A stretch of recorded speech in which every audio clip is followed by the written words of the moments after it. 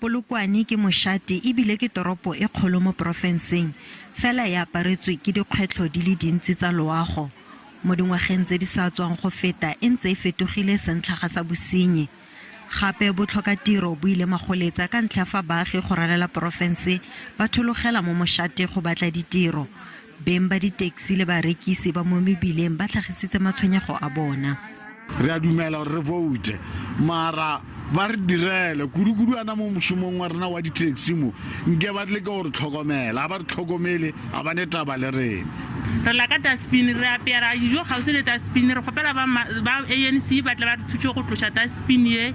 Baagi bangwe ba tlhagisitse fa ba sa itumediswe ke lekoko le le busang monna yono a re botlhokatiro bo mo fetotse molatlhegi dingwaga di le dintsi o rwesa tsamaiso ya dithendara maikarabelo a mathata a puso.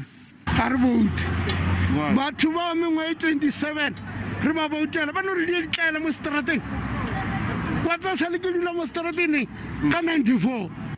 Nzimande o dumalana le a mangwe a matshwenyego a baagi. Everything must be tendered.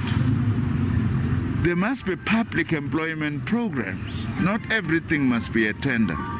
To clean our townships and villages, to do a whole lot of other work that needs to be done, whether it's actually fixing water pipes and all those things. There is a very firm commitment by the ANC in the manifesto precisely to do that. Nzimande a re utile moko gore ANC e tla fenya bo masepala botlhe mo porofenseng.